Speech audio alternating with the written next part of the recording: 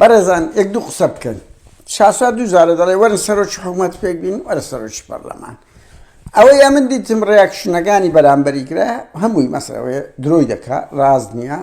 سیناریۆیە نازانم چ ئەوە دوو حاڵەتی هەیە.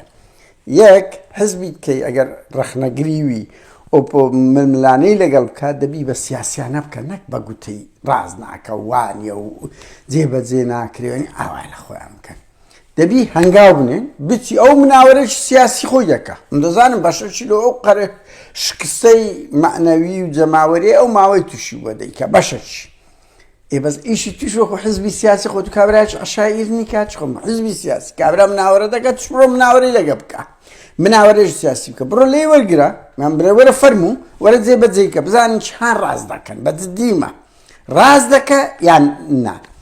دوو ئێکات خۆ مەڵی ناکرێ ئەو پارتی ئەو هەموو حزبەکانی کە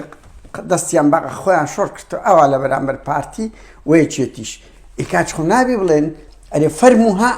وەرە ئەو ڕێگای دەگرینە بەر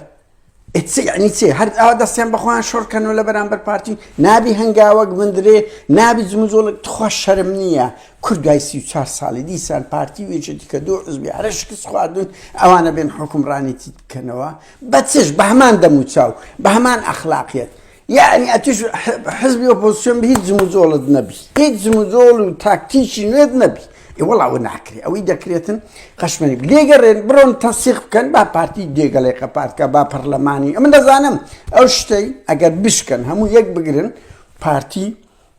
دێگەڵێ قەپات دەکا پارتی پەرلەمان قەپات دەکە بەس بابیکە کورە لەوەی خراپتر چه هەیە لە بۆ کورد دوو حزبی هەرە تێکشکاوی زیاتر کە لەو 6 ساڵەی شکست نما تووشی کورد نەکەن ئەوانە دێنەوە حکوومەت پێک بین دەبا تێک بچیتن دەیگەڕن باقە جەوەک دروست بیتن باوەچی 2015 با پەرلەمان هەر نەبیە خۆمە 2 ساڵە هەر نیتمان هەش بوو هەر بودجە دیار نەبوو هەر بە زەوق خۆیان دەکرد دەبا تێک و پێک بچیتن باشترە لەو وەزعی هەیە کە دوو دەموچاو دوو بنەماڵە دێنەوە کۆمەڵێک دەموچاوی تێکشکاو سەر لە نوێ دووبارە دەکەنەوە و دوو حزبی سیاسیکا کە مناوەرەی هەیە ئیمە هیچیان نییە هیچیان نییە خوا خێری پارتی وێچێتی بنووسی زارزار انتخابات دەکەن ئەگەنا ئەوان هیچکیان نیە تەلەفۆن ببورن میدیان هەیە دەگە انتخابات هیچ کە ناکەن کاتە چی باش